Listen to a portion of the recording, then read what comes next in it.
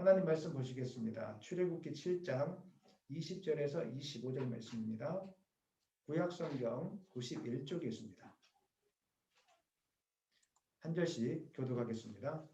모세와 아론이 여호와께서 명령하신 대로 행하여 바로와 그의 신하의 목전에서 지팡이를 들어 나일강을 치니 그 물이 다 피로 변하고 나일강의 고기가 죽고 그 물에서는 악취가 나니 애굽 사람들이 나일강 물을 마시지 못하며 애굽 온 땅에는 피가 있으나 애굽 요술사들도 자기들의 요술로 그와 같이 행하므로 바로의 마음이 완악하여 그들의 말을 듣지 아니하니 여호와의 말씀과 같더라. 바로가 돌이켜 궁으로 들어가고 그 일에 관심을 가지지도 아니하였고 애굽 사람들은 나일강 물을 마실 수 없으므로 나일강가를 두루 파서 마실 물을 구하였더라. 여호와께서 나일강을 치신 후 이래가 지나니라. 아멘. 하나님 말씀 제목은 10가지 재앙과 하나님의 뜻이라는 제목으로 여러분과 말씀을 나누겠습니다. 출애굽기 7장부터 12장까지는 애굽 땅에 임한 10가지 재앙에 대해서 기록하고 있습니다. 하나님께서 10가지 재앙을 내리실 때는 특별한 목적과 의도를 가지고 계시는데 우리가 오늘 이 시간에 10가지 재앙에 대해서 미시적으로 현미경을 보듯이 그 의미를 명확하게 밝히는 것보다는 거시적으로 멀리 서서 과연 하나님의 뜻이 무엇인지 이 재앙을 내리시는 하나님의 의도가 무엇인지를 살펴보는 것이 우리에게 훨씬 더 영적으로 유익할 것입니다. 10가지 재앙 속에 담긴 하나님의 뜻을 이해하기 위해서 먼저 우리가 왜 하나님께서 이스라엘 백성들을 출애굽시키려고 하셨을까? 이것을 알아보는 것이 더 중요합니다. 왜냐하면 10가지 재앙은 이스라엘 백성들을 애굽에서 나오게 하기 위한 하나님의 도구였기 때문에 그런 것입니다. 그렇다면 왜 하나님은 이스라엘 백성들을 애굽 땅에서 나오게 하시려고 했던 것일까요? 표면적인 의미로는 이스라엘의 고통에 대한 하나님의 기도 응답으로 보는 것이 맞습니다. 성경에 그렇게 기록되어 있기 때문에. 하지만 더 깊이 들어가 보면 하나님께서 이스라엘 백성들을 애굽에서 나오게 하시려고 했던 이유는 아브라함과 이삭과 야곱에게 세우신 언약을 지키기 위함이라는 것을 우리는 성경을 통해서 알 수 있습니다. 이 언약의 핵심이 있는데 그 언약의 핵심은 하나님의 백성, 이스라엘 백성들과 온전한 관계 맺음을 통해서 하나님의 나라가 온 땅 가운데 확장되는 것, 하나님의 백성들이 축복의 통로가 되어져서 온 세계 열방 가운데 하나님의 살아계심을 증거하는 것, 이것이 바로 언약의 핵심이라고 말씀드릴 수 있습니다. 우리 출애굽기 2장 24절로 25절 읽겠습니다. 하나님이 그들의 고통 소리를 들으시고 하나님이 아브라함과 이삭과 야곱에게 세운 그의 언약을 기억하사 하나님이 이스라엘 자손을 돌보셨고 하나님이 그들을 기억하셨더라. 아멘. 하나님이 고통의 소리를 들으시고 출애굽해 줄게 이렇게 나와 있지만 그 고통의 소리를 들었을 때 아브라함과 이삭과 야곱에게 행한 언약을 다시 한번 기억하고 이스라엘 백성을 출애굽시키기로 작정하셨다고 오늘 본문 말씀에 분명하게 기록되어 있습니다. 아브라함과 이삭과 야곱에게 세운 언약이 무엇이길래 하나님이 이걸 기억하셨을까요? 창세기를 통해서 이 언약이 무엇인지를 조금 더 우리가 살펴봐야 되는데 창세기 22장 17절 18절에는 아브라함과 맺은 언약이 기록되어 있습니다. 읽어보겠습니다. 내가 내게 큰 복을 주고 내 씨가 크게 번성하여 하늘의 별과 같고 바닷가의 모래와 같게 하리니 내 씨가 그 대적의 성문을 차지하리라. 또 내 씨로 말미암아 천하 만민이 복을 받으리니 이는 내가 나의 말을 준행하였음이라 하셨다 하니라. 하나님 오늘 말씀 보니까 아브라함과 맺은 언약이 있는데 그 약속의 핵심은 자손에 대한 약속, 그 다음에 땅에 대한 약속, 조금 더 확장시키면 자손들로 말미암아 온 땅이 축복을 받게 하는 이 약속인 것을 우리가 알 수 있습니다. 그 다음에 이삭과 맺은 언약이 있는데 창세기 26장 3절과 4절입니다. 읽지는 않겠습니다. 한번 눈으로 한번 보십시오. 어떤 약속입니까? 똑같죠? 땅에 대한 약속, 자손에 대한 약속. 별과 같이 자손을 많게 해서 천하 만민이 복을 받게 할 것이다. 야곱에 대한 약속도 있습니다. 야곱이 아버지 집을 쫓겨나서 외삼촌 라반의 집으로 도망갈 때 베델에서 돌베개를 되고 잘 때 주신 말씀인데 창세기 28장 14절로 15절도 마찬가지입니다. 아브라함에게 했던 약속, 이삭에게 했던 약속, 야곱에게 했던 약속도 똑같습니다. 땅에 대한 약속, 자손에 대한 약속, 그리고 이스라엘 자손들을 통해서 온 땅에 축복의 통로로 내가 사용하겠다. 이 약속을 하나님께서 허락해 주셨다는 것입니다. 여기서 복이 뭘까요? 하나님께서 복을 주시겠다 이렇게 허락하셨는데 여기서 복이 무엇일까요? 복은 일반적으로 육신의 복을 우리가 의미할 수 있는데 그것도 마찬가지입니다. 돈도 많이 벌고 잘 먹고 잘 살고 그런 축복이 임합니다. 하지만 이거는 표면적인 것이고 진짜 더 큰 축복이 있습니다. 그것은 육신의 복을 뛰어넘어서 하나님 안에 거하는 삶이 가장 큰 축복입니다. 물고기에게 가장 큰 축복이 무엇이겠습니까? 오늘 우리 교회당에 있는 이 식물들에게 가장 큰 축복이 무엇이겠습니까? 물고기에게 가장 큰 축복은 깨끗한 물 안에서 사는 것입니다. 나무에게 가장 큰 축복은 좋은 태양의 빛을 받는 것도 있고 좋은 흙에서 사는 것입니다. 어떤 분이 나무를 심었는데 나무가 좋은 나무를 비싼 나무를 심었는데 나무가 다 썩어가더랍니다. 이상하다. 뭐가 문제일까? 땅을 파보니까 땅 속에 오래전에 누가 그 쓰레기를 다 심어놔가 묻어놔서 아무리 좋은 나무를 심어도 다 썩어갔다는 것입니다. 나무에게 필요한 것은 태양도 중요하고 좋은 흙이 있어야 나무가 잘 자라는 것입니다. 우리 인간들에게 필요한 것이 무엇이겠습니까? 사람은 돈이 조금 부족해도 살 수 있습니다. 사람은 몸이 조금 약해도 살 수 있습니다. 그러나 사람은 하나님을 떠나서는 살 수 없습니다. 얻을 수 있는 가장 큰 복은 하나님을 알게 되는 복이고 하나님을 믿게 되는 복이고 하나님과 동행하는 복입니다. 여러분 이 사실을 믿으십니까? 여러분 이런 복을 가지고 계십니까? 이것보다 더 큰 복은 없습니다. 예수님을 통해서 하나님을 알게 되면 천국이 우리 소유가 되는 것이고 또 예수님을 통해서 하나님께 기도하면 하나님이 우리 기도에 다 응답하십니다. 그렇기 때문에 이 복이 가장 큰 복이 되는 것입니다. 이 복의 특징이 있습니다. 이 복의 특징은 인간적인 노력으로 얻을 수 있는 복이 아니라는 겁니다. 이 복을 얻기 위해서 여러분 아무리 열심히 노력해 보십시오. 절대 못 얻습니다. 이 복은 인간적인 노력으로 얻어지는 복이 아니라 하나님께서 다가오셔서 은혜를 베풀어 주셔야 얻을 수 있는 복입니다. 예수님을 통해서 생명을 얻는 복, 이것은 우리가 노력을 통해서 얻을 수 없습니다. 하나님께서 우리에게 오셔서 은혜를 베풀어 주셔야 얻을 수 있는 복이 바로 이 믿음의 복이라는 것입니다. 아브라함과 이삭과 야곱에게 임했던 이 복은 이 약속이 어떻게 주어졌는지 알아보면 우리가 분명하게 알 수 있는데 아브라함은 갈대아 우르에서 우상을 섬기면서 그 우상을 팔아서 생계를 유지하고 살았습니다. 그런데 어느 날 갑자기 하나님께서 아브라함에게 나타나서 갈대아 우르를 떠나서 내가 지시할 땅으로 가라고 이야기하십니다. 그리고 아브라함이 갔습니다. 근데 아브라함이 하나님의 약속의 말씀을 신뢰하지 못하고 어리석은 일들을 행하기 시작했습니다. 2번이나 그 아내를 누이라고 속이는 실수를 범하고 말았습니다. 그뿐입니까? 너희를 통해서 자손을 번성하게 하겠다 이렇게 말씀해 주셨는데 아브라함이 그 약속을 믿지 못하고 그 자기 종 하갈을 통해서 이스마엘을 낳는 그런 실수를 범하고야 말았다는 것입니다. 인간적으로 보면 자격이 없는 사람 아니겠습니까? 여러분은 그런 사람에게 뭐 좋은 선물을 주시겠습니까? 그렇지 않지 않습니까? 그런데 하나님은 자격 없는 아브라함을 선택하시고 아브라함이 믿음의 사람으로 될 수 있도록 인도하시고 아브라함에게 이 언약의 축복을 받을 수 있도록 허락해 주셨다는 것입니다. 이삭도 마찬가지입니다.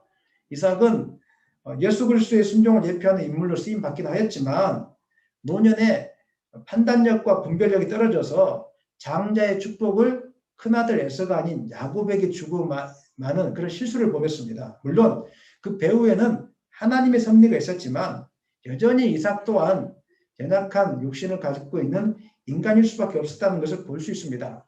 그런데 하나님 이삭을 선택하셔서 이삭을 통하여 하나님의 언약을 이루어 가셨다는 것을 우리는 볼 수 있습니다.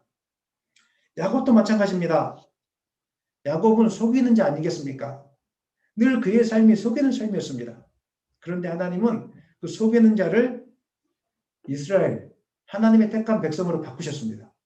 그래서 하나님의 언약을 야곱을 통해서 성취해 나가셨던 것입니다. 오늘날 우리도 마찬가지입니다. 우리가 무슨 자격이 있어서 하나님이 우리에게 은혜를 베풀어 주시는 것은 아닙니다. 되돌아보면은 다 모자람 투성이고 연약함 투성이고 늘 하나님을 잘 섬기려고 하지만 그렇게 하지 못하는 것이 우리의 모습입니다. 어떤 사람은 내가 죄를 지어서 하나님의 은혜를 받지 못하는 것인가 두려워하시는 분이 있습니다. 놀라운 것은 하나님은 죄를 지었을지라도 우리에게 다가오셔서 우리를 믿음의 사람으로 만들어주시고 우리를 은혜 받을 만한 그릇으로 만든 다음에 언약을 이루어 가신 분이라는 이 사실입니다. 여러분 이 사실을 믿으십니까? 우리는 부족하지만 하나님을 향하여 마음을 열고 받아들이기만 하면 하나님께서 우리를 축복의 통로로 사용하시겠다는 것입니다. 오늘 이 시간 하나님이 여러분들에게 다가오고 계십니다. 마음을 열고 나를 받아들이고 약속의 말씀을 의지할 수 있겠니? 여러분 의지할 수 있겠습니까? 붙잡기만 하면 그 축복이 바로 여러분의 축복이 될 줄로 믿으시기를 바랍니다. 하나님은 아브라함과 이삭과 야곱에게 땅의 약속, 자손의 약속, 그 다음에 민족을 통해서 축복이 흘러가게 하겠다는 이 약속을 하신 다음에 애굽에서 400년 동안 살게 하셨습니다. 왜냐하면 자손의 약속을 지켜주기 위해서. 400년 동안 애굽에 있으면서 이스라엘 백성들은 정말 바다의 모래알처럼 티끌처럼 어마어마한 백성으로 그 수가 늘어가기 시작했습니다. 그런데 그곳은 하나님과의 친밀한 관계를 맺고 또 이스라엘 백성들이 하나님의 은혜 안에 거하기 하기 위해서는 마땅한 땅이 아니었던 것 같습니다. 그래서 하나님은 시내 산으로 인도해서 이스라엘과 언약관계, 혼인관계라고 이야기하죠. 나는 너희 하나님이 되고 너희는 나의 백성이 될 것이다. 이것을 맺게 하기 위해서 애굽에서 이끌어내셔야 됐던 것입니다. 그리고 가나안 땅으로 인도하기 위해서 그 땅에서 하나님의 축복을 받아 열방 가운데 하나님의 살아계심을 증거하기 위해서 가나안 애굽에서 나오게 할 수밖에 없었던 것입니다. 그런데 이 일이 사실은 쉽지 않았습니다. 여기에는 큰 걸림돌이 있었는데 그것은 이스라엘 민족도 그렇고 애굽 사람들도 그렇고 하나님을 모른다는 게 있었습니다. 하나님을 모르는데 바로와 애굽 사람들이 이스라엘 백성들을 애굽에서 나가서 잘 먹고 잘 살라고 할 수 있겠습니까? 무슨 권세로? 하나님이 어떤 분인지 아무도 모르는데 그분이 어떤 존재인지 모르는데 어떻게 그냥 모세가 가서 보내달라고 해서 보내줄 수 있겠습니까? 정말 큰 걸림돌이었습니다. 두 번째는 이스라엘 백성들도 하나님에 대해서 잘 몰랐다는 것입니다. 모세가 나를 따르라 했을 때 바로 아마 따르지 못했을 것입니다. 하나님에 대해서 몰랐기 때문에. 아무리 하나님이 좋은 것을 주시려고 할지라도 은혜 받을 만한 그릇이 준비되지 않으면 그 은혜를 담아내지 못합니다. 하나님이 여러분에게 무슨 재물에 대한 은혜, 그 다음에 건강에 대한 은혜, 그 다음에 하나님을 깊이 만날 수 있는 은혜, 여러분의 기도에 대한 여러 가지 응답에 대한 은혜를 주시려고 작정하시는데 여러분의 마음의 상태가 준비 안 되고 삶의 모습이 준비 안 됐다면 어떻게 은혜를 베풀 수 있겠습니까? 그래서 하나님은 은혜를 담을 그릇으로 준비시키기 위해서 10가지 재앙을 행하셨던 것입니다. 10가지 재앙을 통해서 하나님이 어떤 분이신지 분명하게 깨닫고 나서 하나님은 이런 분이구나 깨닫게 하고 나서 이스라엘을 출애굽시켰던 것입니다. 구체적으로 10가지 재앙 속에 담긴 하나님의 뜻을 크게 두 부분을 통해서 우리가 살펴볼 수 있습니다. 두 부분으로 나누어서 생각해 볼 수 있는데 10가지 재앙 속에 들어있는 하나님의 첫 번째 뜻은 세상의 모든 것은 다 헛된 것이다. 너희들이 의지하고 있는 것은 다 세상의 헛된 우상이다. 그거 의지하지 말고 나를 의지하라. 나에게 소망을 두라. 이것을 분명하게 깨닫게 해주시기 위해서 10가지 재앙을 행했던 것입니다. 10가지 재앙에 등장하는 생물들은 하나같이 애굽 사람들이 섬겼던 애굽의 신들이었다는 것을 성경은 우리가 말씀하고 있는데 민수기 33장 4절 말씀 읽겠습니다. 애굽인은 여호와께서 그들 중에 치신 그 모든 장자를 장사하는 때라. 여호와께서 그들의 신들에게도 벌을 주셨다라. 뭐라고 기록하고 있습니까? 여호와께서 그들의 신들에게 벌을 주셨다 이렇게 이야기하고 있지 않습니까? 여기서 신은 존재하지 않는 신입니다.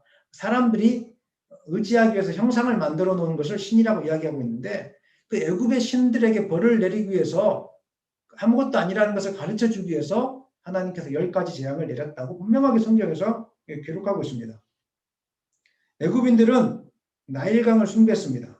그리고 모든 농작물에 대해서 종교심을 가지고 있었습니다. 모든 짐승들이 다 신을 상징한다고 바라보았습니다.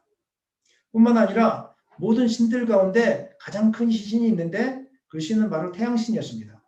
그래서 9번째 재앙인가요? 그 재앙에 보면 흑암의 재앙이 있지 않습니까? 그 흑암의 재앙이 태양신을 벌하는 재앙이었습니다. 태양신 아무것도 아니다. 태양신보다 더 큰 존재가 있는데 바로 나 여호와 하나님이다. 이렇게 하나님이 보여주었던 것입니다. 하나님은 이러한 것들을 통해서 이 땅에 있는 너희들이 섬기는 신은 아무 쓸모도 없고 아무 의미도 없고 너희들을 불편하게 하는 존재라는 것을 하나님이 느끼게 해주셨던 것입니다. 말로 하면 이게 잘 와닿지 않습니다. 우리도 아이들을 가르칠 때 말로 하면 잘 모릅니다. 제가 예를 들어서 가까운 제주도를 한번 설명해 본다고 하겠습니다. 제주도에 가니까 한라산이 있고 백록담이 있고, 저는 백록담 한 번도 아직 안 가봤습니다만은 백록담에 가니까 너무 좋고 아름답고 아무리 말로 해서 소용없습니다. 직접 데리고 가서 보여줘야 그 다음에 이게 대단한 거구나 이걸 설명할 수 있는 것입니다. 하나님이 여러분들에게 세상의 것은 헛된 것이니까 그냥 그거 좀 포기할 수 있겠니? 말로 하면 사람들은 잘 못 알아먹습니다. 이게 너무 좋은 건데 왜 하나님 우리가 이걸 놓고 지내야 됩니까? 하나님 돈이 좋은데, 우리 자녀들이 좋은데, 좋은 학교가 좋은데, 공부를 잘하는 게 좋은데, 애들은 휴대폰이 좋은데 왜 이걸 놔야 됩니까? 이렇게밖에 할 수 없습니다. 그런데 언제 이것이 쓸모없다는 걸 깨닫게 됩니까? 큰 사고를 겪게 되었을 때, 큰 일을 당하게 되었을 때, 눈앞에서 직접 경험을 하게 되었을 때 다 쓸데없는 거구나. 이걸 비로소 깨닫게 된다는 것입니다. 그래서 하나님은 먼저 애굽의 생명줄과 같은 나일강을 피로 바꾸는 그 재앙을 행했던 것입니다. 너희들이 섬기는 나일강 신 아무것도 아니잖아. 아무것도 아닌 정도가 아니라 이전에는 나일강을 바라볼 때 생수의 강으로 바라보고 나일강을 섬기는 그 나일강의 신을 의지했는데 피로 변한 나일강을 보면서 얼마나 징그러웠을까요? 한번 생각해 보세요. 여러분 수도꼭지를 트는데 수도꼭지에서 피가 싹 나와요. 그럼 물에 대해서 좋은 이미지가 있겠어요? 물 징그럽다고 할 거 아니에요. 나일강 신 완전히 징그럽다고 할 거 아니에요. 두 번째 재앙이 무슨 재앙입니까? 개구리 재앙이었어요. 개구리 신은 애굽 사람들이 풍요의 여신, 다산의 여신으로 섬겼던 신이었어요. 애굽 사람들은 이 여신을 섬길 때 또 아이를 낳을 때에도 이 여신이 자기에게 힘을 준다고 생각했었어요.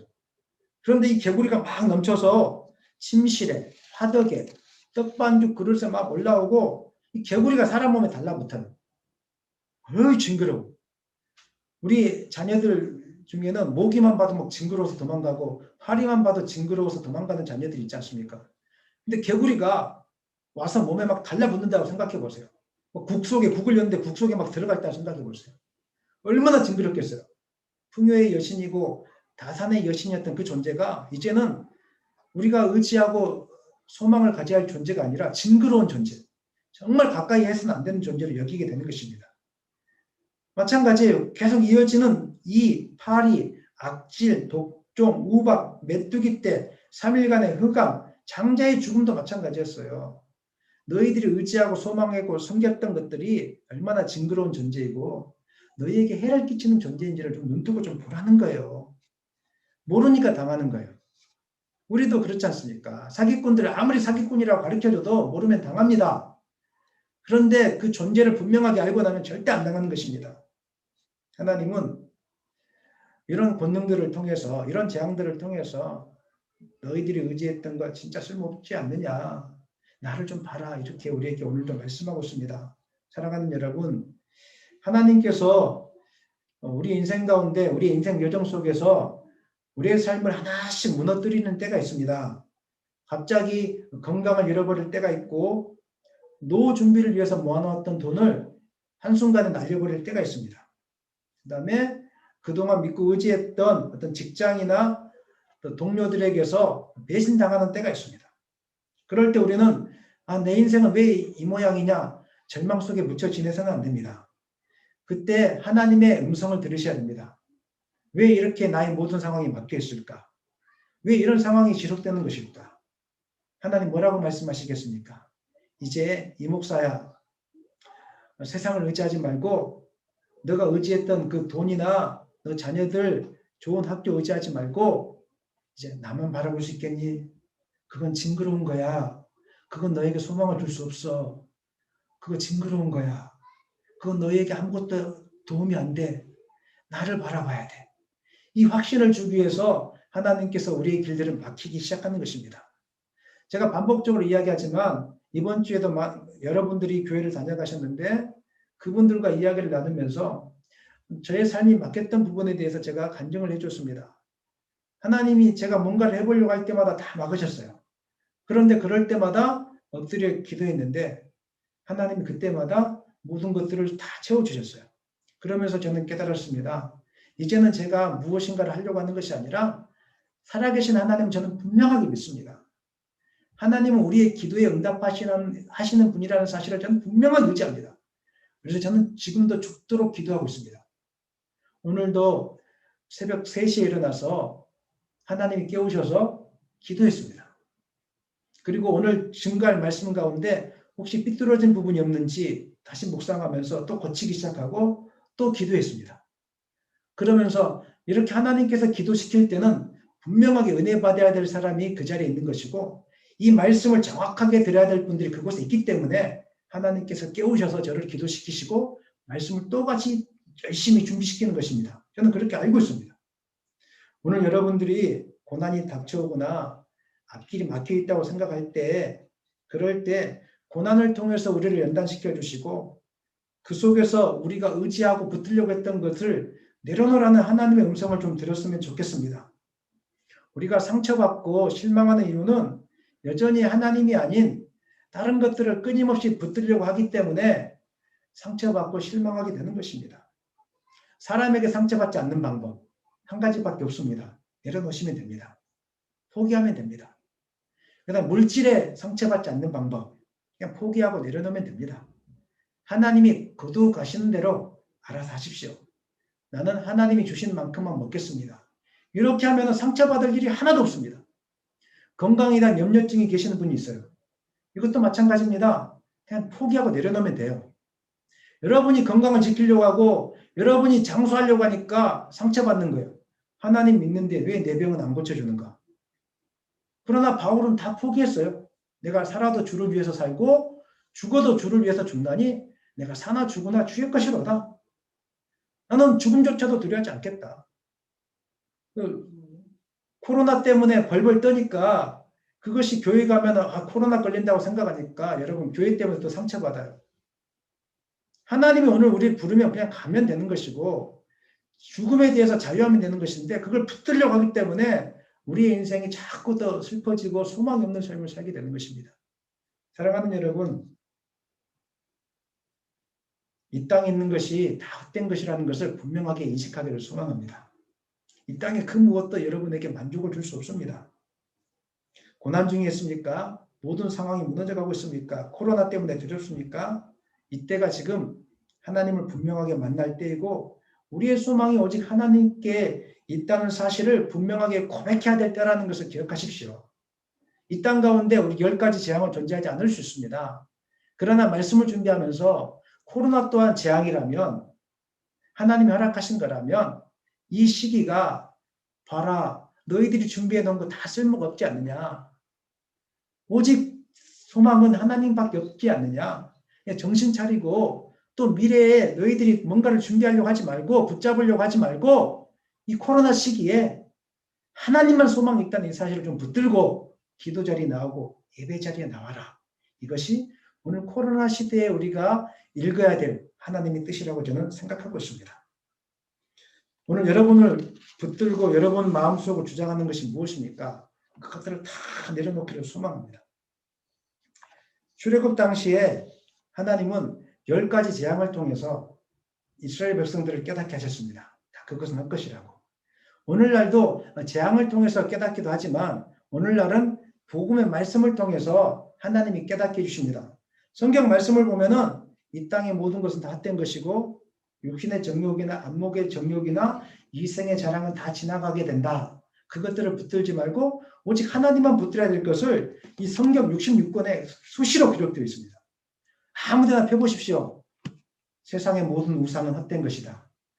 재물도 헛된 것이고 육신도 헛된 것이고 오직 하나님 안에 거한 인생이 복된 인생이다. 이 성경에서 말씀하고 있습니다. 그리고 성경은 또 무엇을 이야기하고 있냐면 우리 마음속의 만족은 오직 하나님 안에 거할 때 그 만족을 할 수 있음을 성경은 우리에게 말씀하고 있습니다. 근데 이것을 듣지 않으니까 여전히 내가 뭔가를 통해서 만족하려고 하니까 돈은 돈대로 낭비하고 또 고생은 고생대로 하면서 마음 괴로움만 다할 뿐이라는 것입니다. 오늘 여러분 가운데 성경 보면은 탐욕이 우상이라고 이야기하고 있는데 하나님이 아닌 다른 것을 채우려고 하는 게 우상이라고 하고 있는데 오늘 돈이 진짜 이 땅에 많이 우상이 되어가고 있습니다. 사람들은 돈의 혈안이 되어가고 있습니다. 그 다음에 자녀가 우상이 되어가고 있습니다. 자녀들에게 공부 잘 시켜서 출세함을 시켜보려고 하는데 그 나중에 아무 소용이 없다는 것도 깨닫게 될 것입니다. 또 공부가 우상이 될 수 있습니다. 공부는 해야 되는 게 맞지만 공부에 너무 목숨 거는 거는 그건 맞지 않습니다. 집사님들 물어보겠습니다. 공부에 막 목숨 거는 게 그게 좋은 인생입니까? 그거 아니잖아요. 살아보니까. 물론 공부를 해야 될 사람이 있어요. 재능을 타고난 사람은 있어요. 모두가 다 공부를 가지고 살 수는 없어요. 저도 공부에 대한 재능은 없어요. 저에 대한 재능은 따로 있어요. 근데 공부에 대한 재능이 없는데 자꾸 하라고 하니까 다 같이 병드는 것입니다. 요즘 아이들에게는 우상이 있습니다. 그 우상이 뭐냐면은 태블릿 PC나 스마트폰. 요즘 아이들은 그냥 이것만 끼고 다닙니다. 계속. 이거 못 벗어납니다. 이거 없으면은 불행하다고 생각하는 것입니다. 사실은 그걸 던져버리면 더 행복해질 수 있는데 우리 아이들은 그것을 던져버리고 노는 방법을 배우지 못하고 있습니다. 그래서 불행하게 되어가고 있는 것입니다. 만약에 우리 마음속에 하나님이 아닌 이런 재물이나 아니면은 또 어떤 공부나 아니면 세상의 성공이나 스마트폰이나 이런 것들로 가득 채우게 되면 어떻게 되는 줄 아십니까? 성경에 로마서에 이렇게 나와 있습니다. 로마서에 잠깐만요. 29절 한번 읽어보겠습니다. 로마서 1장 29절. 곧 모든 불의, 추악, 탐욕, 악의가 가득한 자요. 시기, 살인, 분쟁, 사기, 악독이 가득한 자요. 수근수근한 자요.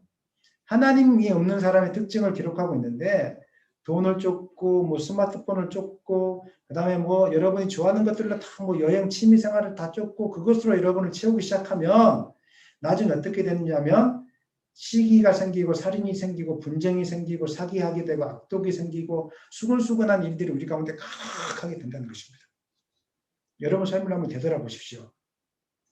여러분 삶에 하나님이 아닌 다른 것으로 채우려고 할 때 어떤 거? 재물에 대한 욕심, 성공에 대한 욕심, 인정받고 싶은 욕심, 더 많은 사랑을 받고 싶은 욕심, 상대방을 내 힘으로 변화시키려고 하는 욕심 이런 것들이 가득하게 되면 그것들이 우리 마음을 평안하게 하는 것이 아니라 시기를 만들고 악독하게 만들고 수근수근거리게 만들고 분쟁을 만들고 결국에는 살인까지 하게 만드는 이런 일들이 우리 가운데 있게 된다는 것입니다. 우리 자녀들 잘 들어야 됩니다. 스마트폰 몰입하면 이렇게 됩니다. 성경에 나와 있는 거 잘 들어야 돼요. 스마트폰에 몰입하고 이것이 전부라고 하는 자녀들, 그 다음에 텔레비전에 몰입해서 늘 텔레비전을 붙들고 있는 우리 부모님들 이 안에 빠지게 되면 이렇게 된다는 겁니다. 성경은 그것을 우리에게 교훈하고 있습니다. 어떻게 우리가 이런 유혹을 물리칠 수 있겠습니까? 여러분 힘으로 안 됩니다. 하나님께서 10가지 재앙을 통해서 10가지나 재앙을 통해서 정말 이것이 헛것이라는 것을 보여줬던 것처럼 오늘 우리는 말씀을 가까이 함으로 이것이 헛것이라는 것을 날마다 묵상해야 되는 것입니다. 우리 시편 119편 36절로 38절 한번 읽어보겠습니다. 다 같이 읽겠습니다. 내 마음을 주의 증거들에게 향하게 하시고 탐욕으로 향하지 말게 하소서. 내 눈을 돌이켜 허탄한 것을 보지 말게 하시고 주의 길에서 나를 살아나게 하소서. 주를 경외하게 하는 주의 말씀을 주의 종에게 세우소서.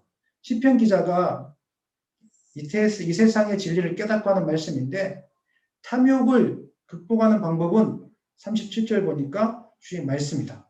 36절 보니까 주의 말씀이다. 주의 증거라는 그 주의 말씀입니다. 그다음 38절 보니까 주의 말씀을 주의 종에게 주셔서 이런 탐욕을 멀리하게 해달라고 이렇게 고백하고 있습니다. 제가 주중에 3일에서 4일 정도 여러분에게 매일 아침마다 큐티 말씀을 카톡으로 이렇게 보내드리고 있습니다. 여러분이 볼 때는 조금 귀찮을 수도 있습니다. 목사님은 시간도 많이 남는가 봐.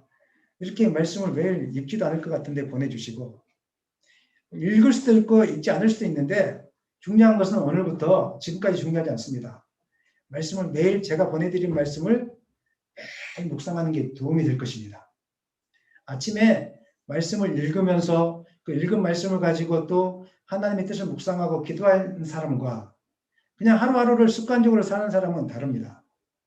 말씀을 읽지 않는 사람은 또 유혹의 욕심에 빠져서 헛된 것들을 붙들면서 그거 가지지 못했다고 막 속상해하고 사람들이 나를 알아주지 않았다고 또 상처받고 그 다음에 뭐 남편이 나를 몰라줬다고 해서 막 또 상처받고 아이들이 내 뜻대로 안 대해준다고 해서 또 상처받고 늘 이렇게 살게 될 것입니다. 그러나 아침마다 말씀을 묵상하고 5분이라도 시간을 내어줘서 말씀 가운데 거하고 말씀을 순종해 보려고 하고 오늘 나에게 주시는 하나님의 말씀이 뜻이 무엇인지를 알려고 하는 사람은 완전히 다른 삶을 살게 되겠다는 것입니다. 사랑하는 여러분, 말씀을 가까이 하기를 소망합니다. 말씀이 여러분을 살리게 될 것입니다. 말씀이 여러분을 유혹의 욕심으로부터 벗어나게 할 것입니다. 말씀을 가까이 할 때 하나님만이 소망이라는 이 사실을 깨닫게 될 것입니다. 날마다 말씀을 가까이 함으로 하나님께 붙들리는 여러분 되시기를 예수님의 이름으로 간절히 축원합니다. 하나님께서 10가지 재앙을 내리신 첫 번째 목적이 세상의 모든 우상이 헛된 것이라는 것을 드러내는 것이라면 두 번째 목적이 있습니다. 그것은 여호와가 참 하나님이라는 것을 보여주기 위해서였습니다. 출애굽기 6장 6절 7절 말씀 읽겠습니다. 그러므로 이스라엘 자손에게 말하기를 나는 여호와라 내가 애굽 사람의 무거운 징 밑에서 너희를 빼내며 그들의 노역에서 너희를 건지며 편팔과 여러 큰 심판들로서 너희를 속량하여 너희를 내 백성으로 삼고 나는 너희의 하나님이 되리니 나는 애굽 사람의 무거운 징 밑에서 너희를 빼낸 너희의 하나님 여호와인 줄 너희가 알지라. 이스라엘을 애굽에서 데리고 나아갈 때 가장 큰 방해물은 애굽 사람들과 애굽의 바로 왕이었습니다. 하지만 동시에 이스라엘을 애굽에서 나가지 못하게 하는 더 큰 방해물이 있었는데 서두에 제가 말씀드렸던 것처럼 이스라엘 백성들이 하나님이 어떤 분이신지를 지식적으로는 들었지만 실제적으로 경험해 본 적이 없다는 것입니다. 지식적으로 배운 것과 경험한 것은 다릅니다.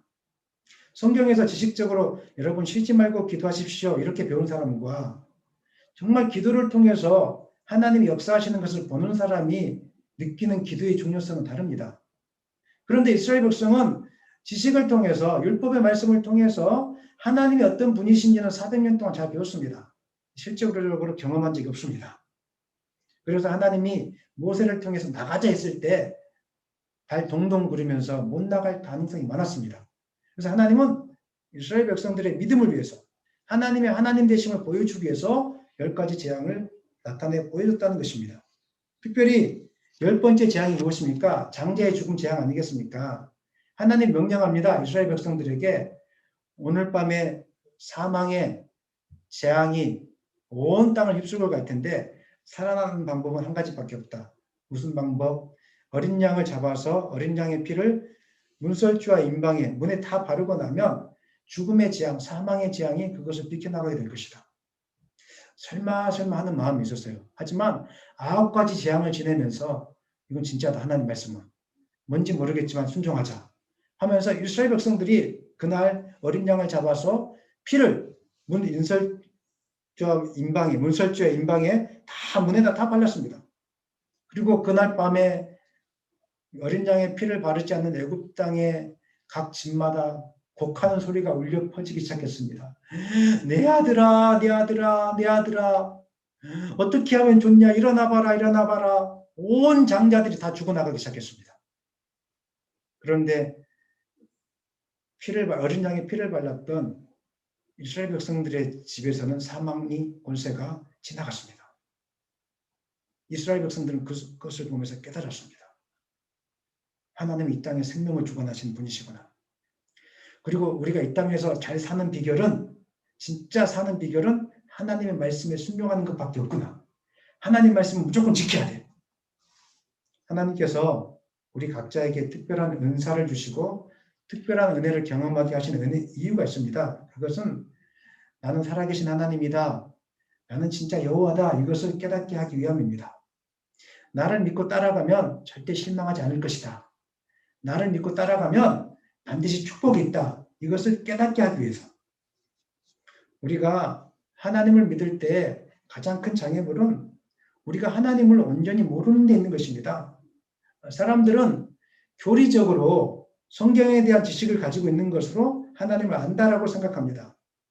그리고 예배당에 나와서 예배를 드리는 것만으로 하나님을 안다라고 생각합니다. 그러나 성경은 그것은 하나님을 아는 것이 아니다 이렇게 말씀하고 있습니다. 하나님을 안다는 것이 무엇입니까? 하나님이 어떤 분이신지를 분명하게 깨닫고 하나님 말씀에 잘잘 순종하는 그 단계까지 나가는 것을 아는 단계라고 말씀하고 있습니다. 사무엘상 2장에 보면 당시의 제사장이었던 엘리의 두 아들 홈니와 비느하스의 이야기가 나오고 있는데 그 두 아들에 대한 평가가 기록되어 있습니다. 사무엘상 2장 12절 읽겠습니다. 엘리의 아들들은 행실이 나빠 여호와를 알지 못하더라. 한번 저를 쳐다보십시오. 엘리의 아들들은 이 말을 빼버리고 엘리의 아들 대신에 제사장은 한번 넣어보십시오. 제사장들은 행실이 나빠 여호와를 알지 못하더라. 아니 그 당시에 제사장이었던 엘리의 아들들이 여호와를 알지 못했다면 누가 여호와를 알 수 있겠습니까? 엘리의 아들들은 아버지 밑에서 하나님이 어떤 분인지 분명하게 알았고 제사 예배 이것을 어떻게 드리는지를 알고 그렇게 시행했던 사람들이었어요. 그런데 성경은 이들이 하나님을 알지 못하는 자들이다 이렇게 이야기하고 있어요. 이게 가능한 일입니까? 가능합니다. 여기에 엘리의 아들들 대신에 이렇게 한번 넣어보시죠. 목사님은 여호와를 알지 못하더라. 장로님은 여호와를 알지 못하더라. 20년 동안 교회를 다녔던 집사님은 여호와를 알지 못하더라. 이렇게 평가를 받을 수 있습니다. 진짜로 그렇게 될 수 있습니다. 하나님에 대해서 모르고 지식적으로 하나님 배웠기 때문에 그런 것입니다. 교회에서 발생하는 대부분의 문제, 갈등의 문제는 사실은 하나님을 알지 못하기 때문에 생긴 문제들이 대부분입니다. 많은 분들이 자신의 열심과 자신의 혈기로 교회를 섬기려고 하고 하나님을 섬기려고 하는데 대부분 말을 들어보면 자기가 하나님을 더 잘 섬기려고 하는데 왜 목사님은 하나님의 뜻과 반대되는 길을 섭니까? 이거예요. 맞는 것 같은데 틀려 있어요. 최근에 어떤 분이 저에게 찾아오셔서 귀한 고백을 해주셨습니다. 목사님, 제가 한때 저의 열심과 노력으로 교회 봉사를 하면 다 되는 것인 줄 알았습니다. 그래서 제가 직분을 받았을 때 교회를 좀 건강하게 세워보려고 그냥 저의 가진 재산을 드리고 제 열심으로 막 교회도 막 고쳐보고 그냥 제 열심으로 뭔가를 다 해봤습니다.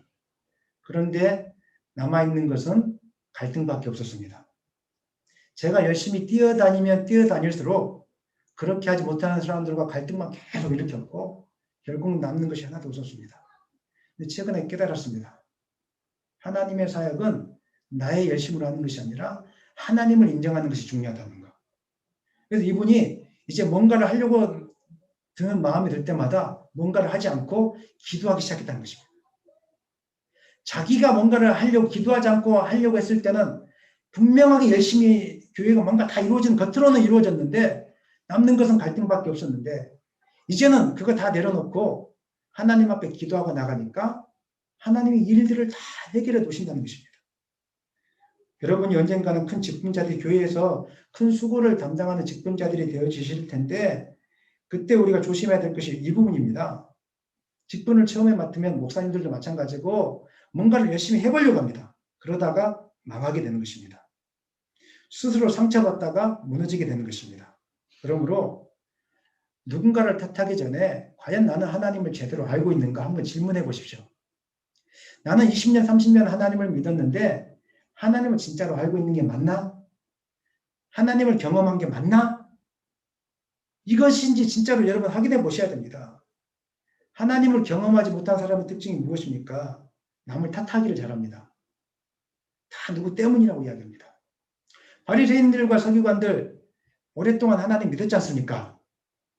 그런데 예수님이 와서 당신들 믿음 잘못됐다고 이렇게 지적해 줬어요. 근데 그 사람들은 막 분노가 혈기가 가득해가지고 아니 예수가 당신이 무엇인데 우리를 지적하고 우리를 가르치려고 하냐고 예수님을 신성 모독죄로 십자가에 못 박혔습니다. 너무 아이러니하지 않습니까? 하나님을 열심히 섬기려고 했던 자들을 향해서 예수님이 너희들이 신성 모독이고 지금 잘못 믿고 있는 거야. 그렇게 믿으면 안 되라고 가르쳐줬는데 이 잘못 믿고 있는 사람들은 오히려 하나님의 아들이신 예수님을 향하여 하나님을 잘못 믿고 있고 당신이 신성 모독이라고 십자가에 못을 박아버렸어요. 우리가 이런 모습을 띠고 있지 않습니까? 내 열정과 내 혈기와 내 분노가 일어나서 정말로 하나님 뜻을 가고 있는 그 사람들을 알아보지 못하고 그냥 내 말을 안 들어준다고 내 뜻을 이루지 못한다고 막 가득해가지고 뒤에 가서 수근수근하고 이렇게 하고 있지 않는지 여러분 살펴보셔야 됩니다. 하나님의 뜻을 제대로 알고 하나님을 인정하고 하나님을 만난 사람의 특징이 있습니다. 그 사람의 특징은 매일의 삶 속에서 하나님과의 관계 맺기를 너무 잘합니다. 아침에 일어났을 때 조금 전에 말씀드렸던 것처럼 말씀을 펴서 하나님의 뜻이 무엇인지를 살펴보고 하나님이 나에게 무슨 걸 원할까, 무엇을 원할까 또 한번 묵상해보고 그리고 삶의 순간순간마다 하나님께 기도하고 저녁에 잠들기 전에 오늘 하루를 돌아보면서 내가 하나님 앞에 온전히 서지 못한 부분은 무엇이 있는지 늘 점검하고 이런 일들을 반복적으로 한다는 것입니다. 금요 기도했던 말씀인데 시편 16편 7절 말씀에서는 다윗은 이렇게 이야기했습니다. 나를 훈계하신 여호와를 송축할지라 밤마다 내 양심이 나를 교훈하도다. 다윗은 잠들기 전마다 하나님 오늘 하루를 돌아보면서 내가 하나님 앞에 바로 서지 못한 것은 무엇일까 점검했습니다. 그랬더니 그 속에서 살아계신 하나님을 발견하고 죽음의 위협 속에서도 두려워하지 않고 하나님을 찬양하는 수많은 시편들을 지었다는 것을 우리는 시편을 통해서 우리가 알게 되는 것입니다. 그러므로 사랑하는 여러분, 누구를 탓하려고 하는 마음이 올 때마다 마음에 분노가 올 때마다 자기 자신을 한번 돌아보십시오. 나는 하나님을 진짜로 믿고 있는가? 나는 하나님을 지식적으로 믿고 있는가? 아니면 진짜로 하나님을 믿고 있는가? 오늘 여러분들이 말씀을 통해서뿐만 아니라 삶 속에서 하나님의 하나님 되심을 경험함으로 하나님을 진짜로 믿어내는 여러분 되시기를 예수님의 이름으로 간절히 축원합니다. 이제 말씀 마무리하겠습니다. 사랑하는 여러분, 하나님께서 이 땅 가운데 10가지 재앙을 내려서 주신 이유는 다른 것이 아니라 이 땅의 모든 것이 헛된 것이고 오직 하나님께만 소망이 있다는 것을 깨닫게 하기 위함이었습니다. 이를 위해서 하나님은 재앙이나 고난이라는 도구를 사용하시는데 이것이 우리를 힘들게 하기 위한 도구가 아니라 고난 속에서 하나님을 만나게 하기 위한 도구고 고난 속에서 하나님이 진짜로 살아계심을 깨닫게 하기 위한 도구라는 이 사실을 기억했으면 좋겠습니다. 그래서 우리가 재앙의 시기 혹은 고난의 시기에 해야 될 것이 있는데 그것은 악한 길에서 떠나 주님께로 가까이 나아가서 하나님을 붙드는 것입니다. 마지막으로 역대하 7장 13절 14절 말씀 읽겠습니다. 혹 내가 하늘을 닫고 비를 내리지 아니하거나 혹 메뚜기들에게 토산을 먹게 하거나 혹 전염병이 내 백성 가운데 유행하게 할 때에 내 이름으로 일컫는 내 백성이 그들의 악한 길에서 떠나 스스로 낮추고 기도하여 내 얼굴을 찾으면 내가 하늘에서 듣고 그들의 죄를 사하고 그들의 땅을 고칠지라. 아멘. 하나님은 재앙이 왔을 때 벌벌 떨거나 두려워하거나 나에게 왜 이런 고난이나 재앙이 왔는가 원망하지 말고 악한 길에서 떠나 자기 자신을 낮추고 스스로 기도할 때라는 것. 그리고 기도하면서 살아계신 하나님을 경험할 때라는 것을 우리에게 말씀하고 있습니다. 세상에 재앙이 많아지고 삶의 고통이 심해질 때 그 속에 좌절되지 마시고 하나님을 인정하고 하나님만을 구함으로 하나님이 주시는 진정한 회복을 경험하는 여러분 되시기를 예수님의 이름으로 간절히 축원합니다.